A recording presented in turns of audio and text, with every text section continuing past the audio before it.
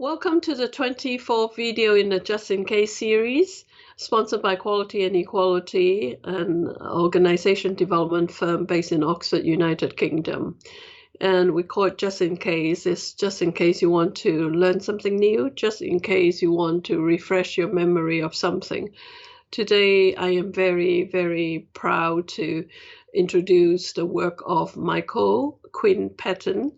Michael is a guru in the field of evaluation. He used to be the president of the American Evaluation Association, and he taught on the faculty of University of Minnesota for 18 years. He had published many major texts in evaluation, and among them, there were 8 particular key texts that over 500 universities are using them. I don't think it's an exaggeration to say that anybody who are working in the field of evaluation would have actually used and taught and shaped by Michael's thinking. We organization development practitioners are not great in evaluation, so that is why I brought Michael's work to our attention. One of the things that make Michael really great is because evaluators are basically historian looking to the past, but he actually make them become innovator because he is determined that we are adapting the results from the past in order to create the world that we want to live in. He used system thinking, complexity thinking to help us to constantly adapt the evaluative data into this one very big question. So what does that mean for our future in terms of other application? So thank you very much, Michael, for investing time and your effort in teaching us on that. And I really appreciate your effort. So over to you, Michael. Thank you, Mianne. I'm Michael Quinn Patton, coming to you from Minnesota in the north central part of the United States. I am a professional evaluator and have been for nearly 50 years part of creating the field of evaluation, which now we estimate has some 50,000 professional evaluators around the world, people who look at programs, various kinds, private sector, government programs, nonprofit programs, non-governmental organizations of all kinds to help determine if they are effective. Over these past 5 decades, evaluation has become a very diverse field with lots of different models and approaches, different purposes, from accountability to program improvement to making major judgments about effectiveness to working on taking programs to scale, that is, taking them from one place to other places in the world. I'm going to be talking about one particular kind of evaluation that has emerged in the last decade, developmental evaluation, which is aimed at helping programs adapt in complex dynamic systems. The year 2015 was designated by the United Nations the International Year of Evaluation. That was the year in which we transitioned from the Millennium Development Goals from 2000 to 2015 and began the Sustainable Development Goals, the SDGs, which are targets from 2015 to 2030. And we are a third of the way through that period now, and none of the countries are meeting those targets. Climate change targets are not being met. And part of that is because of the dynamics in the world itself. What evaluators try to do and work in support of is bringing evidence to bear in the face of change conditions. Developmental evaluation in particular is aimed at helping people pivot. That is, to adapt to changing conditions and to make evidence the core of that adaptation. We are at a time where we have been experiencing through the global pandemic the tensions between political decision-making and science-driven decision-making. Popular public appeasing and work by evaluators and scientists to try to do what the evidence suggests. This tension is widespread as we attempt to figure out what to do with major kind of global issues like the pandemic, like climate change and the climate emergency, like the social justice uprising. And I'm coming to you at a time when we are still in the throes of those global events. Peter Drucker, the great management consultant, once said, "The greatest danger in times of turbulence is not the turbulence, it is to act with yesterday's logic." And so what I'm going to talk with you about is a different kind of evaluation logic to be applied in complex dynamic situations and where we are experiencing local and global turbulence. Developmental evaluation applies complexity concepts to enhance innovation and use. And that means it is prepared to help people look at change conditions, new knowledge, change challenges, and adapt to those change challenges. Evaluation in that way joins futurists in trying to support the future. Futurists do scenarios about the future to help us think about how the world might be different. Evaluators are essentially historians capturing what has already gone on, but the reason evaluators do that is study the past and the present to inform the future. And though in that way, we are also aiming at supporting future directions. Recommendations about how to engage with the future make evaluators both historians and futurists. And so historically, we know that we are in a time of ongoing turbulence, of a new normal, what is sometimes called post-normal, and that the approaches to planning and project implementation, organizational management of the past, that past logic, assumed a fairly stable world where you could do 3-year and 5-year plans and plan your work and work your plan. We don't live in that world anymore. We live in a place of great dynamism with things changing rapidly. And so we need evaluation approaches for a post-normal world that is a post-normal evaluation. So, for example, at the time as I'm speaking, we are already trying to extract lessons from the coronavirus for the global emergency. And there are speculations around the futuring of a doomsday scenarios that we have just 10 years to 2030, a point of no return on climate change. On the other hand, there are people who are saying new technology, new ways of working, increasing knowledge about these problems give us hope that humanity will address these kind of problems. So there's good news and there's bad news. There's pessimism, there's optimism.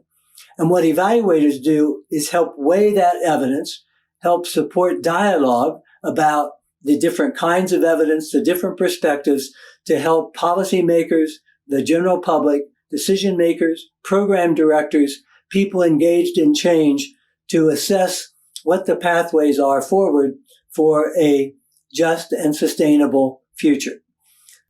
The work that I'm sharing with you comes from a perspective called Utilization-Focused Evaluation, which makes the use of evaluation for decision-making and program improvement and adaptation its primary concern.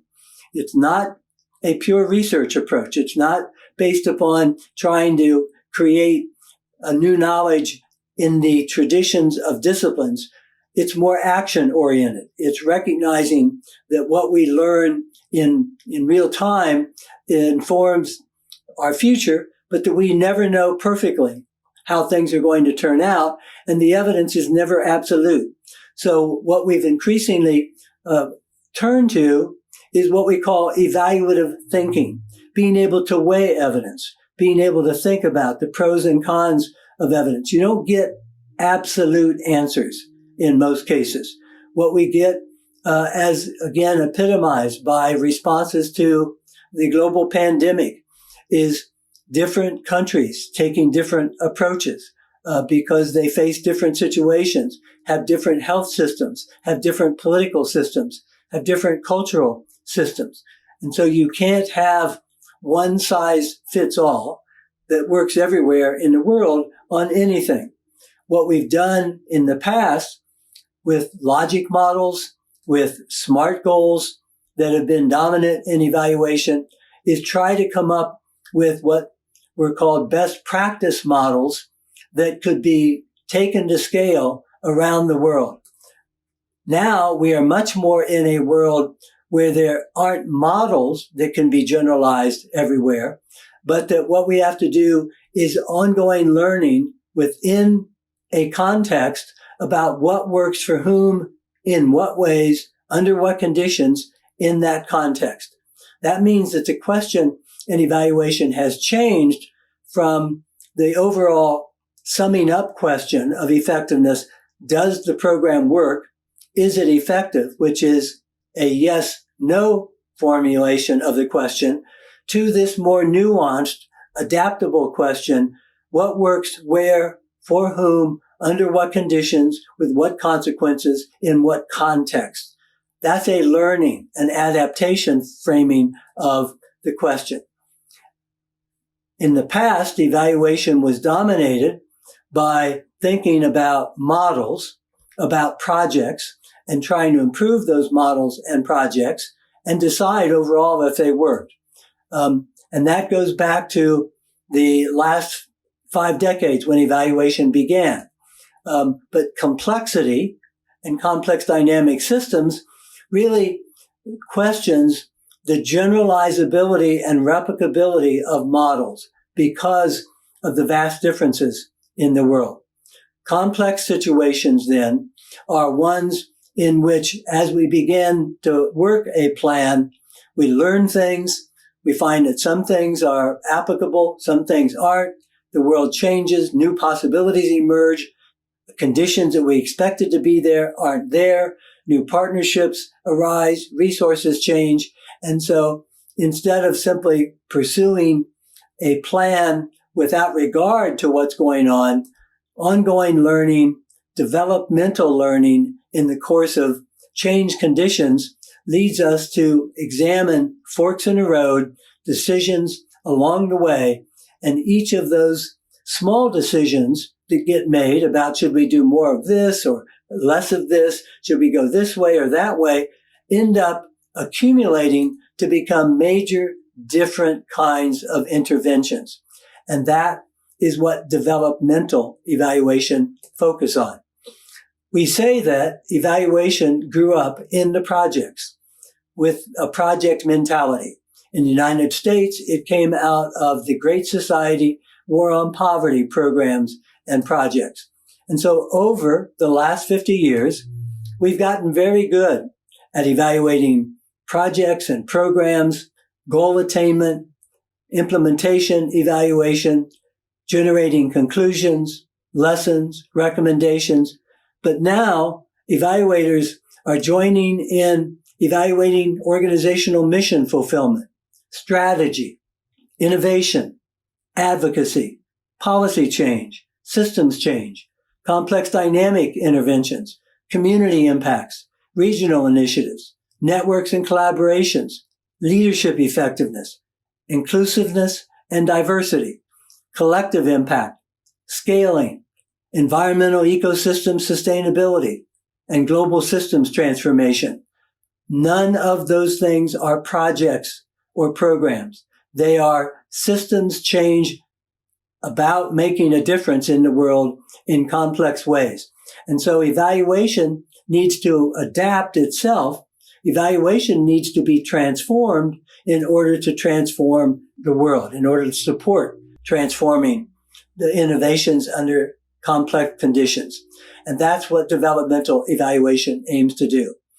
It is an approach to helping innovation and adaptation by asking evaluative questions, bringing evaluative logic and thinking, gathering and reporting ongoing data to support organizational and innovation development with timely feedback.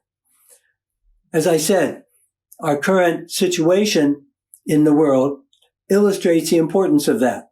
The COVID-19 as a global situation, the early chart that showed the flattening the curve efforts, the way that that's played out in the different countries and different communities has led to a great deal of learning.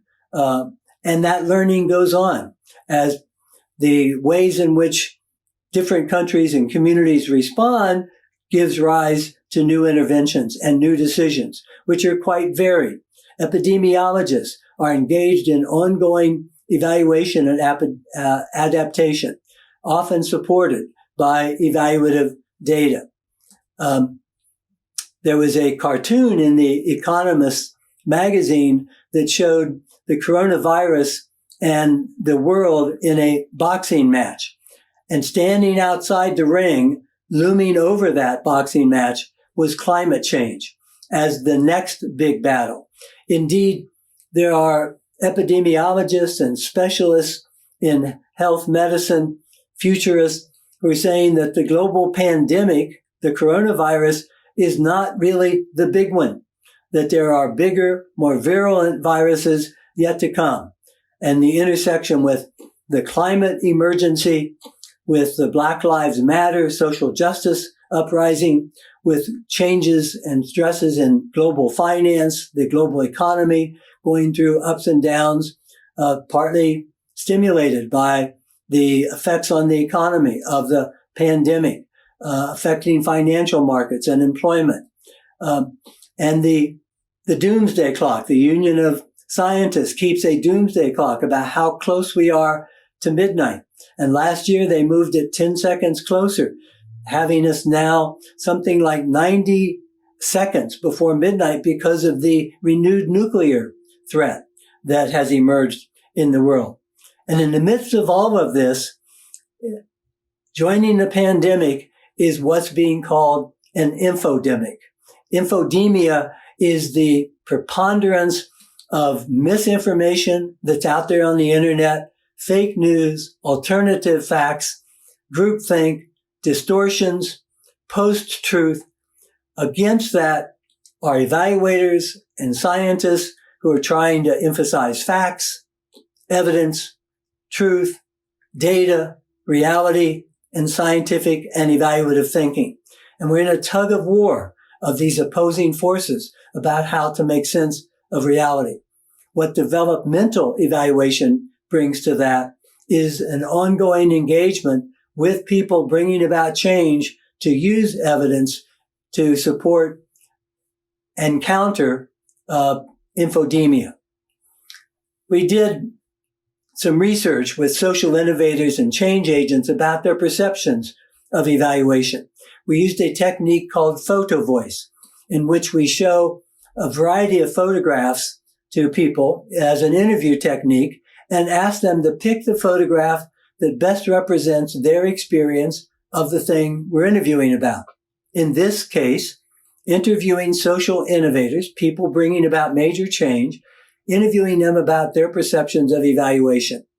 So they're looking at a rainbow, they're looking at a forest fire, they're looking at a meeting in an office tower, they're looking at roadkill on the road, they're looking at a family vacation, they're looking at a superhighway, and out of 20 photographs, they pick the one that most represents for them their experience of evaluation. Overwhelmingly, the photograph that they most often picked showed a man on a bicycle filled in the back with big boxes, overwhelming the bicycle, carrying this heavy load that you can see he's barely able to balance. It's baggage, it's excess baggage. It makes it hard to move and to navigate. That's been the experience of evaluation. So developmental evaluation set out to make evaluation more useful for social innovation. The complaint social innovators had about traditional evaluation is that it's a lot of paperwork, it slows them down, it's a bunch of forms, it's compliance activity, it's just focused on accountability. Did you do what you were given money for? Did you plan your work and work your plan? And in fact, traditional accountability-oriented forms of evaluation inhibit innovation because the contracts specify exactly what you're supposed to do for 3 years and make it difficult to change that as you're learning and adapting. Developmental evaluation then assumes that there are going to be changes. And there are 5 different kinds of developmental evaluation that have emerged. The first of those is ongoing development, where as programs are conducted in areas where a model doesn't make sense, there's no intention of trying to get to a model, you're making ongoing adaptations. Leadership training in a dynamic world can't have a fixed curriculum. Peace and conflict management programs can't have predetermined outcomes. Depends on who comes to the table and what gets negotiated. Community innovation, community development that engages community people in setting their own goals and working on their own priorities, things that matter to them, can't have a predetermined model because it depends on the community and their engagement and building their capacity. And so in these areas where people are emerging to work on innovation, they need an approach that allows for ongoing development. And developmental evaluation accompanies that developmental journey. A second form of developmental evaluation is helping generate innovations. So traditionally, evaluation comes into play once an innovation or a program or project begins operating. And the evaluation helps determine whether goals are being met, whether the model is being faithfully followed, what is called fidelity evaluation. But where do those programs come from? How are those projects developed? Developmental evaluation involves evaluators participating in the design process, in the process of creating innovations. So evaluation is no longer simply a back-end activity.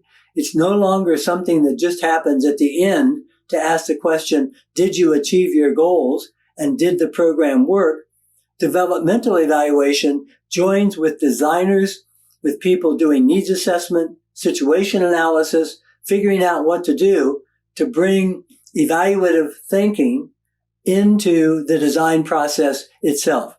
A pre-project, pre-formative approach to developmental evaluation, very much on the front end of action, where there are dynamic situations and joining forces with social innovators, social entrepreneurs, advocates of change to help them use evaluative thinking to be more effective.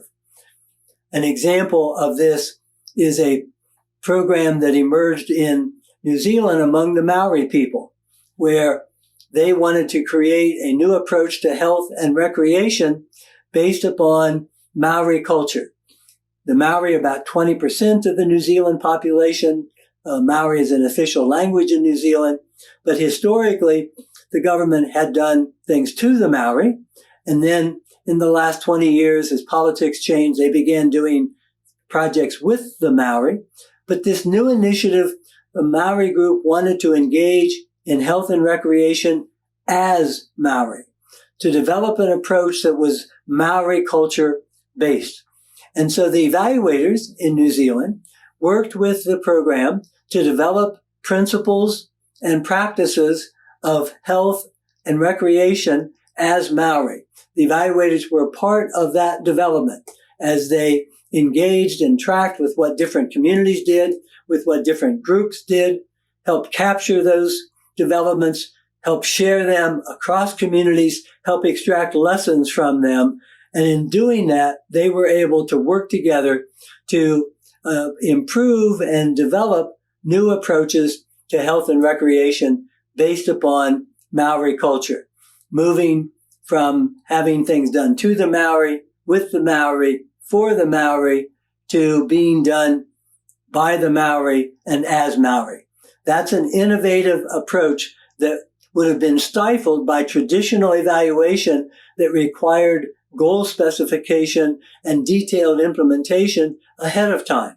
This was all emergent as they experienced that vision of what they wanted to do. And the evaluators worked with them to help operationalize that vision.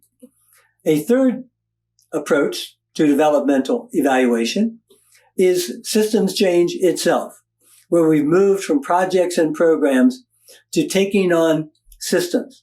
A part of what has happened with the social justice uprising following the murder of George Floyd right here in Minnesota, where I'm coming to you from. The emergent understanding that you don't combat ongoing long-term racism and inequalities simply by passing laws, by trying to change the rules of the game, by making new policies. What's emerged is concern about systemic racism, structural racism, institutional racism, institutional inequities, structural inequities. And that moves us then from doing projects and programs in silos to taking on changing systems. That's a different kind of animal. It's a different kind of task. And developmental evaluation is aimed at helping people think in systems terms, to think in terms of interrelationships, perspectives, boundaries, dynamics, emergence, nonlinearities, the things that go on in complex dynamic systems that require a different form of evaluation. A fourth approach is to take what is learned in these different efforts at the level of principles and help adapt principles to new sites.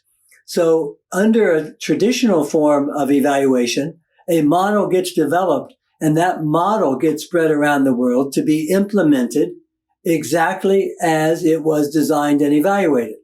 But developmental evaluation, in contrast, identifies principles that can be spread and shared, but have to be adapted. They're not rigid recipes. They provide direction, insight, and knowledge, but they are at the level of principle rather than at the level of detailed practice. An example of the difference is that a stop sign, when you're driving, is a rule. You know exactly what you're supposed to do. A set of principles is engaged in defensive driving. Defensive driving says pay attention. Don't drive distracted. Adjust your driving for traffic, for weather, for other drivers. Be mindful. Those are directions. They are principles, but you have to think about them and make sense of them within your own driving context. That's what innovation principles are, and developmental evaluators help generate those principles rather than rigid recipes. And finally, there is developmental evaluation used in rapid response humanitarian crises, where in tsunamis, in volcanoes, in civil wars, in refugee camps, where things are changing rapidly on the ground, planning, execution, design, implementation, and evaluation all have to happen simultaneously. Rapid response, quickly. And developmental evaluation becomes a part of that team effort to keep track of what's happening in real time under emergency and crisis conditions. Two economists, Roth and Shapley, won the 2012 Nobel Economics Prize for what they called matching theory. Matching theory is about how doctors are connected with hospitals, how students are connected with schools, how kidneys are connected with transplant recipients, how people are connected in marriage. And the challenge in any arena these days is matching what approach you're taking to the situation. And that means, in this case, matching the evaluation approach to the evaluation situation. Basically, I've been suggesting that the situation in which evaluation occurs has changed from the more stable world of projects and programs to the dynamic world of social innovation and systems change. Recognizing that situation and understanding that there are a lot of choices about how to go about evaluation, developmental evaluation is one of those choices. And I invite you to consider and think about whether that fits in the kind of evaluation challenges you face. Thank you very much. On behalf of everyone, thank you very much, Michael, for your excellent and powerful explanation about developmental evaluation. I am particularly paying attention to the part of using emergent data from evaluation to help shape social innovation in the future. And I'm grateful for you to take the time to share with us. If you'd like to read more about Michael's bio and other resources, they are listed at the end of this video. So a big thank you to you, Michael, again. And for the viewer, please keep safe, keep well, and continue to bring humanity back to the workplace.